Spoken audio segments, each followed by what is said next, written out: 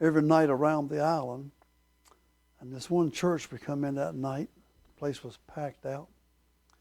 I mean, there wasn't no room to, the aisles was full, the benches was full, the area up here was full, all the windows were open and had no glass in them, just shutters. Every window was full of people, the back doors were open, and the people on the porch and the street was full of people. And there was a group under the platform praying while I preached. And whew, the power of God hit that place. I couldn't hardly step off the platform, but those pews, they weren't pews, they were just benches. And I stepped off the platform, and the people just moved back where I could stand. And I preached. And I stepped on the next one and preached. And then I stepped on, they would just move back and preach for the power of God all over. Because that group was right below me praying. And I preached all the way out. Went out the back door.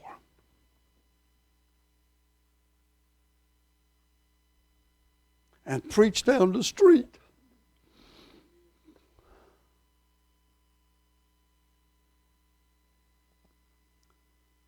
Never has happened before or after. But it's because that group was praying. The power of God would fall. When I finally worked my way back to the pulpit, preached my way back to the pulpit, I gave the invitation. Everybody had to do business just right where they was at, because there was no room to get nowhere. You couldn't move with so many people. Doing business with God just where they was standing at. You know, I could stand here and give you example.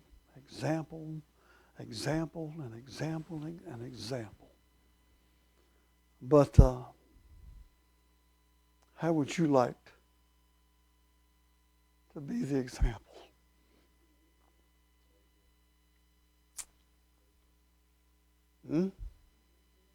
How would this church like to be the example?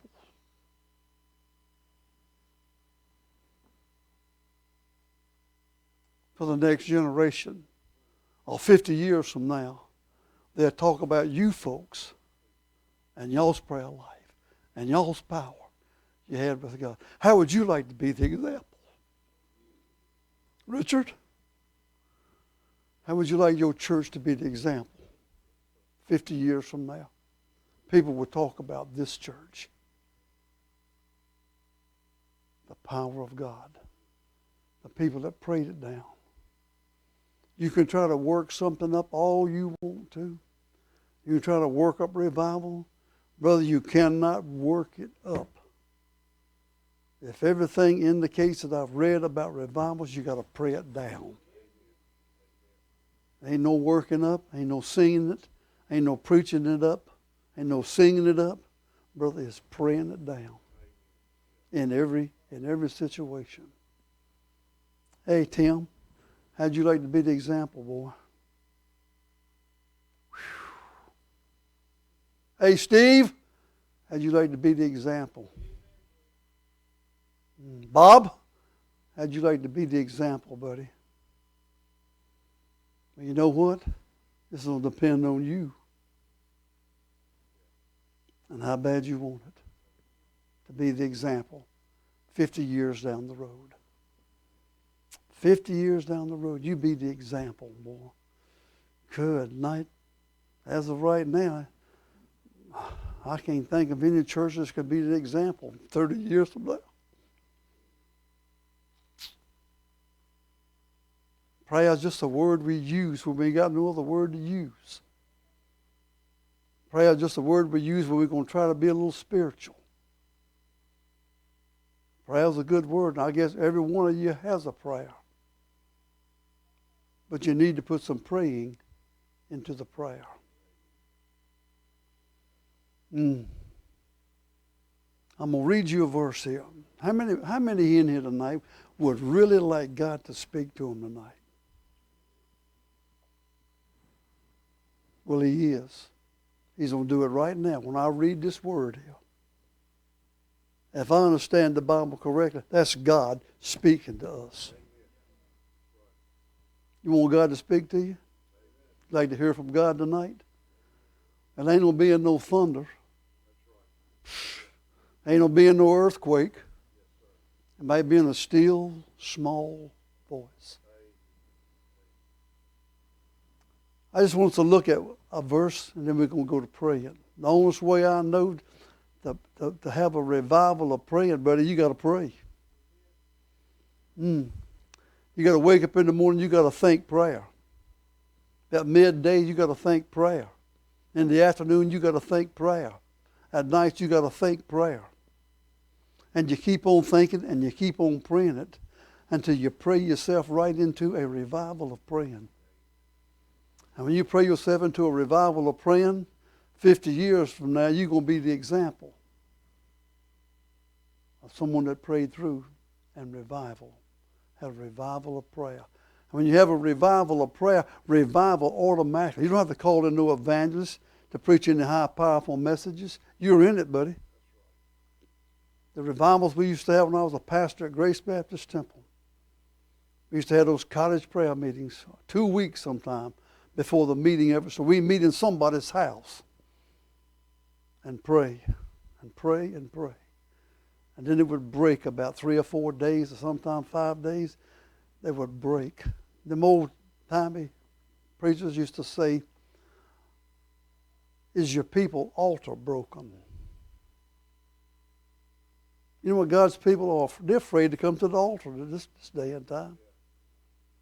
They're even afraid to pray in what's supposed to be called the house of prayer.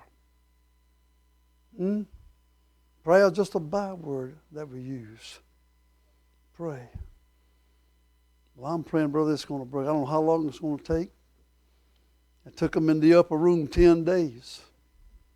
I read about a church in Canada. It took them 2 years. But they kept on praying.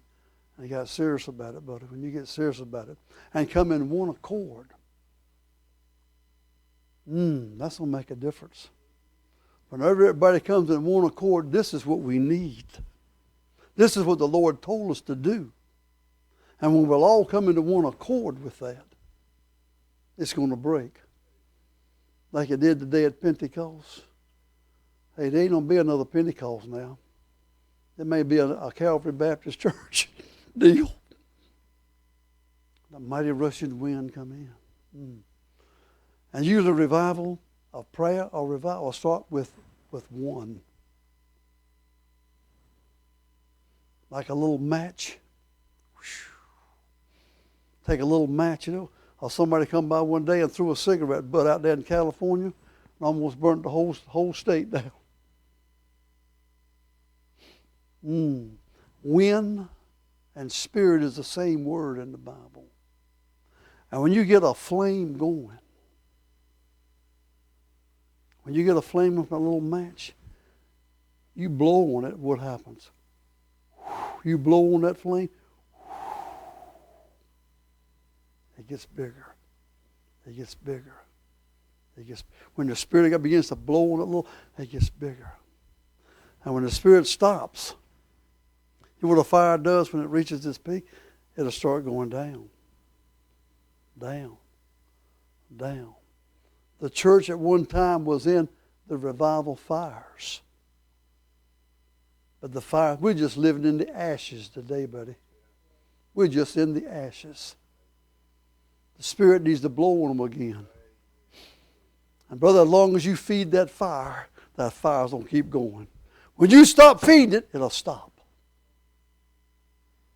Now, here's what God told those disciples. It's in the book of Luke. He gives them his last instructions of what he wants them to do. You'll find that in 47. That repentance and remission of sin should be preached in his name among all nations, beginning at Jerusalem, and ye are witnesses of these things. Now this is God talking. This ain't Brother Jack, because I can't help you tonight. I wish I could help you. I'm not the standard. I'm not the one that you look to. You look to, He's the standard. He's the one. He's the example. He's the one that you look to. Because Brother Jack will let you down. Brother Jack will fail you. So you look, He is the standard. He is the, somebody's always calling, they call us judge. Oh, you just judging. And you know what I tell them? I'm not the standard. I don't make the rules. I just try to keep them. That's all I do. So now here's the instructions He gave to the church. As we was coming in here tonight, I was looking at several churches. They worship centers and fellowship centers, and you hardly ever see church anymore. It's always some kind of center. Well, God ain't coming for a center. He's not coming for a worship center. You know what He's coming for? The church. You know what the word church means? The called out ones. That's what the word church means. The called out ones. If you are saved by the grace of God, you're one of the called out ones. You're a member of the church that's going to be raptured out. But now, when you hear my voice, I'm going to be reading His word. This is Him talking. This is not me. This is not Brother Jack. Don't go out and say, well, Brother Jack said this. No, sir. If you want to hear from God, you want God to talk to you tonight, pay attention now. Turn up your hearing aids. Get what you're going to do at home later off your mind. Get this on your mind right now. And He said, in verse 49, and behold, I send the promise of my Father upon you, but tarry in the city of Jerusalem until you be endued with power from on high. He said, now fellas, you know what you're supposed to do. And I'm confident tonight y'all know what you're supposed to do. I'm sure if you've been saved, my brother Richard's been he's been pastoring this church now for 2 years. Is it 2 years? How long? Good. I remember when that boy was a baby. Now he's a big baby. And this is the instructions and telling the church what it needs. Now this is what they preached in the old days. I was trying to find it in Jeremiah a while ago and I couldn't find it where it says, seek ye and ask for the old ways and the old paths where you can find rest for your soul. I never seen a day and time that we didn't need rest for our souls. It is today. Boy, we're going in so many different ways of trying to get help and so forth and so on. Good night. I remember what old brother Billy Bridges used to say. He's my idol, brother. He's my brother-in-law. He said 95% of his counseling come right from the pulpit every Sunday morning. Said, you pay attention to my messages and you won't need to be counseled. Let God counsel you from His Word. But now this is what He said here now. This is the instructions. He told them to go to Jerusalem and wait to be endued with power. Filled with the Spirit. That's what you don't hear preached anymore. You read all those stories and examples of prayer movements and God movements. But listen, you heard a lot of message on filled with the Spirit. Filled with the Spirit. Filled with the Spirit. That's the power that the church needs today. Now, I didn't say that. Jesus said that. And wait to be endued with power from on high. Now, this bunch didn't get it right away, like you're probably not going to get it right away tonight. You probably won't get it. Because if you read the other 2 or 3 verses there, He led them out to Bethany, lifted up His hands, He blessed them. And brother, there he went. He blessed them, and there he went up into heaven. And there was those disciples there. Was that a sight?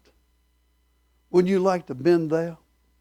And see Jesus, see the gravity leave him, and he's lifting off like a rocket ship going into heaven. Whew.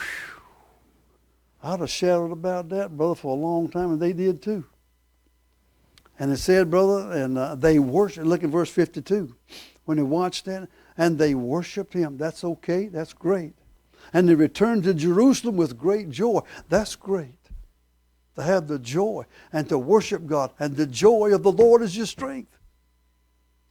And then it said in verse 53, and were continually in the temple praising and blessing God. Now this is where they messed up at. They were continually. For the next 40 days, they were doing what you and I would like to do. When y'all like to be in a service and just shout the victor's man and run the aisles and swing them the chandeliers, brother, and just filled with joy and overflowing and just having a great time of shouting and praising God and hallelujah. Woo! I like to be in those kind of meetings, don't y'all? Could they jump a few pews, shout up down the aisle now, whoo, what God has done.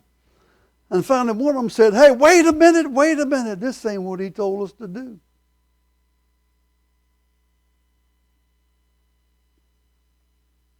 I'm sorry. I'm not down in worship. We should worship. But I'm going to give you my 2 cents worth on worship. When you worship, that's a one-on-one. You and God.